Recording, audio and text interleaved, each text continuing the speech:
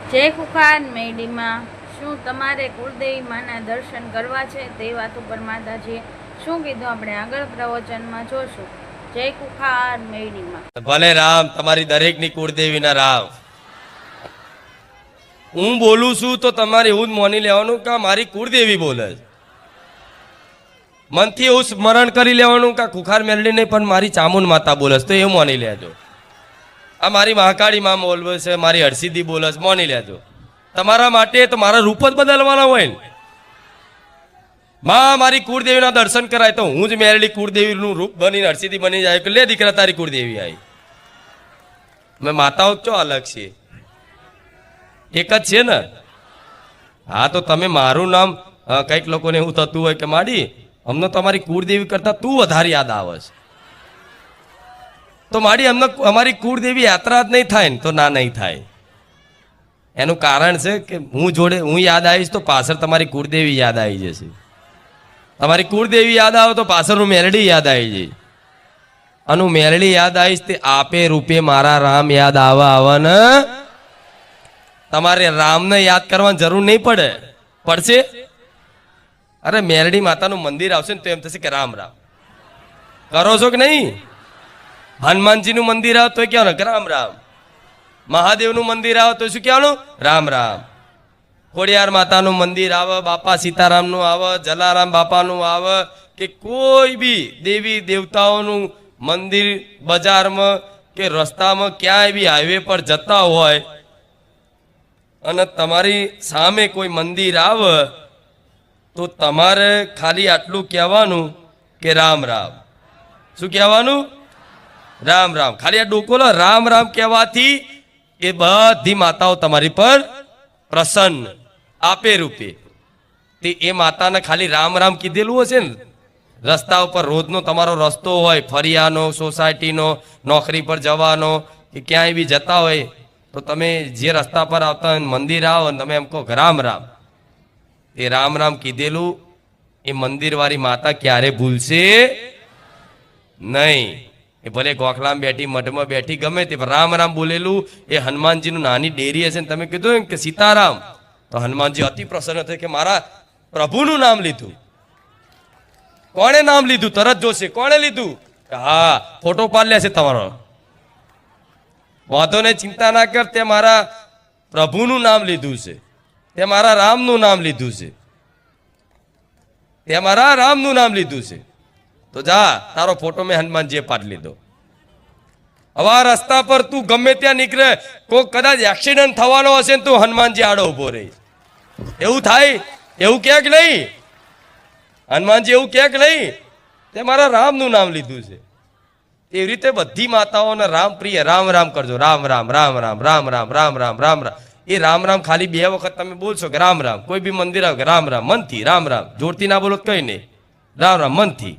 ક્યાંય બી કોઈ બી જગ્યાએ ભગવાન માતાજીની છબી દેખાય કે રામ રામ, તરત રામ રામ.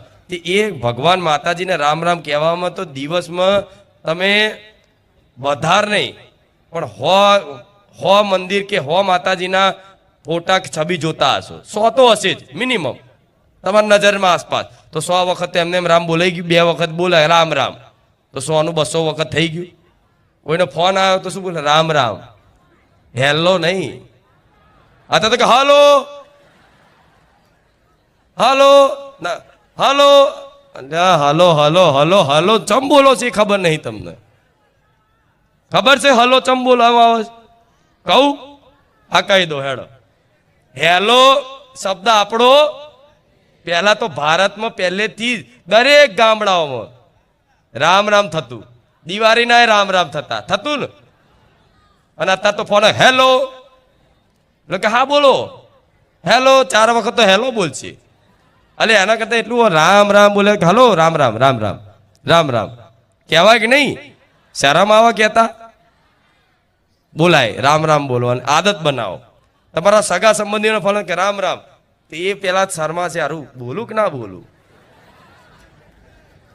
પણ એના ભગવાનની કૃપા નહીં, મારી મેલેડીની કૃપા નહીં, રામ રામ બોલીએ કે કૃપા હોય એ બોલીએ કે છે. શરમ આ માયા એવી છે ભગવાનની. જેની પર કૃપા છે એ રામ રામ બોલીએ કે હમણાં કીધું કે નહીં? વાલ્મીકીજીની વાત કરી ઋષિની, જેની પર કૃપા હોય ને ભગવાનનું એ બોલી એક છે. તો આપણે બોલવાનું શું? રામ રામ. હેલો એ આપણો શબ્દ નહીં. પ્રયાસ કરજો, અત્યારથી પ્રયાસ કરજો, 6 મહિને કમ્પ્લીટ તૈયાર થઈ જશો. એ હેલો જેને ટેલિફોન બનાવ્યો ને, ટેલિફોન મોબાઈલ ટેલિફોન, પેલા ટેલિફોન હતો ડબલા વાયર વાળા, એ જેને ડબલાની શોધ કરી એ વૈજ્ઞાનિકની પ્રેમિકા હતી હેલો.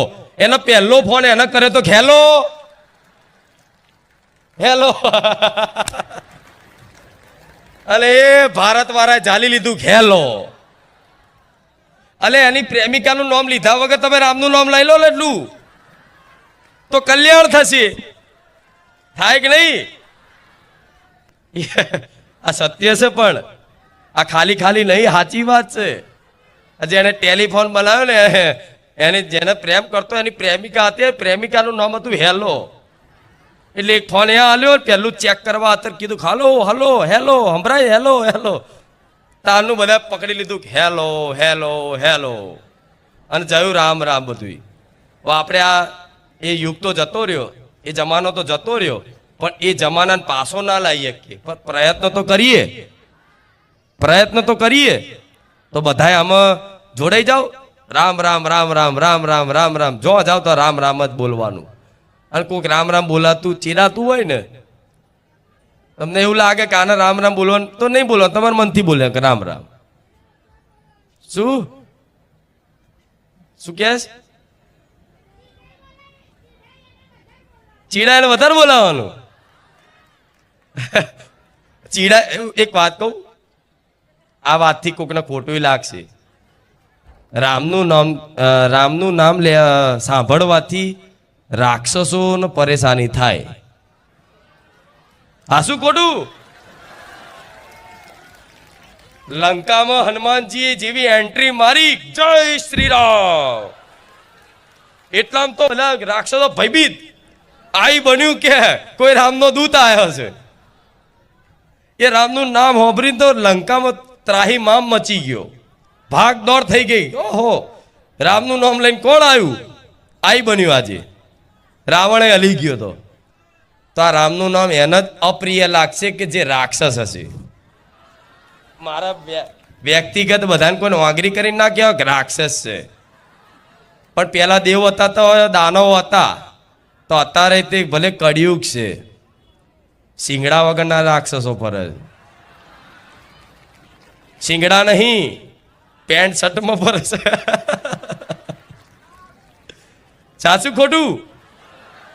હા, એવા શિંગડા વાળા રાક્ષસો અહીંયા આવતા હતા પેલા. એમના શિંગડા કાપી અને દેવતા બનાવી દીધા. માંસ મટન છોડાવી દીધું, દારૂ છોડાવી દીધા, બેમાની ચીટિંગ છોડાવી દીધી, સજ્જન થઈ ગયા ને. હા, તો તમે હવે દેવ જેવા થઈ ગયા, સજ્જન થઈ ગયા. ધીરે ધીરે ધીરે ધીરે હજુ ક્યાંક હોય, જરૂરી નહીં તમે શુદ્ધ મતલબ સર્વગુણ સંપન્ન થઈ જાઓ. આ જગતમાં સર્વગુણ સંપન્ન કોઈ મનુષ્ય મારો દીકરો ના હોય. એનું કારણ છે કે જો પુણ્યશાળી જ હોય, ખાલી પુણ્યશાળી જ હોય તો કા દેવતા બન્યો હોય, પાપીલો હોય ખૂબ તો દાનવ બન્યો હોય, નર્ક લોકમાં હોય. તમે પૃથ્વી લોકમાં મનુષ્ય અવતાર લીધો છે, તો તમે પાપ અને પુણ્ય બે ભેગા કર્મો છે તારે તમે મનુષ્ય અવતાર લીધો છે. એ ખાલી ભગવાન જ એવા છે કે જે કર્મના બંધનમાં આવતા એ સ્વયંથી ઈચ્છાથી ધરતી પર અવતાર લઈ શકે છે. પણ તમારો મનુષ્ય અવતાર થયો ને તો પાપ અને પુણ્યના કર્મોના મિશ્રિત કર્મોના કારણે જ તમે મનુષ્ય અવતાર લેજો. ખાલી તમે પુણ્યશાળી જ હોત ને તો દેવતા હોત, અને ખાલી પાપીલા હોત તો દાનવ હોત. પણ ના, તમે માનવ બન્યા છો. અને માનવ ભગવાન એટલે બનાયા છે કે માનવ બની અંદર રહેલા દાનવનો નાશ કરી અને ભગવાનની પરમ પ્રાપ્તિ થઈ જાય અને મોક્ષ પ્રદાન થઈ જાય, તમારું લક્ષ્ય પૂરું થઈ જાય. આ એક જાતની ગેમમાં તમે આયા છો. આ નહીં મને, આ આધ્યાત્મિક વાત છે, નહીં સમજાય.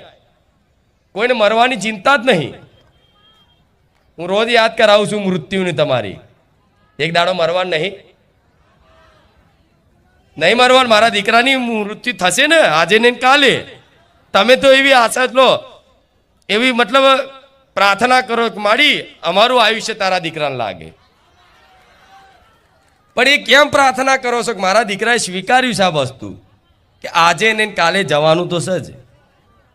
કોઈ 60 70 વર્ષે 80 વર્ષે 100 વર્ષે 100 વર્ષ તો ભાગ્ય કાઢે છે. પહેલાના ગયડા હતા 100 વર્ષ જીવ્યા દાદા, અત્યારે તો 50માં ટિકિટ ફાટી જાય. ચમકે જાત જાતના ચીઝના બટરો ખાવાનું એવું આવી ગયું, ચરબી વધી જઈ. થાય છે કે નહીં આવું? અને પહેલાના ગામડાના મોણા મરચું રોટલો ખાઈને રહેતા હતા ને તોય તે હડીખમ રહેતા હતા ને. આજ સારું પ્રોટીન વાળું ખાઈને તે મતલબ યુગ છે, સમય છે. અને જેમ જેમ જેમ જેમ જેમ જેમ કળિયુગ આ સમય જેમ જતો જશે ને, અને કળિયુગનો સમયગાળો આ કળિયુગ જ છે, પણ સમય જેમ જેમ જતો જશે આગળના સમયમાં ધીરે ધીરે મનુષ્યની આયુષ્ય ઓછું થતું જશે. એવી રીતે શાસ્ત્રોમાં તો એવું લખ્યું છે કળિયુગ ચરમ સીમા પર હશે ને ત્યારે મનુષ્યની આયુષ્ય માત્ર 13 વર્ષ થઈ જશે. 13 વર્ષ કે 13 વર્ષ જન્મ્યા ને 13 વર્ષે મરી ગયા. આ સત્ય છે. પેલા માણસોનું કદ મોટા મોટા હોતા. મહાભારત વખતે ખબર છે ને, ભીમનું ને અર્જુનનો કદ છે હાઈટ આવડી મોટી હોય ભીમજીની. અને આ ધીરે ધીરે બધાની ઓછી થતી જાય છે. આજ ગાયની તો નાની નાની ગાયો થતી જઈ, જોયું હશે. આ બધું લખેલું છે, બધું પુરાણો પહેલેથી લખેલું છે કે આવનારા ભવિષ્યમાં શું શું આવશે, શું શું બનશે.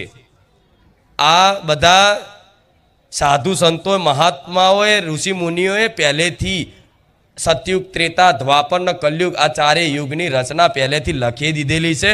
અને જે લખેલી છે એ પ્રમાણે થયું છે. ભગવાનનો અવતાર નહોતો લીધો ને, એ પહેલાં તો લખાઈ ગયું હતું ભગવાને આ સમયગાળામાં આ કુળમાં ભગવાન મનુષ્યના રૂપે અવતરિત થશે.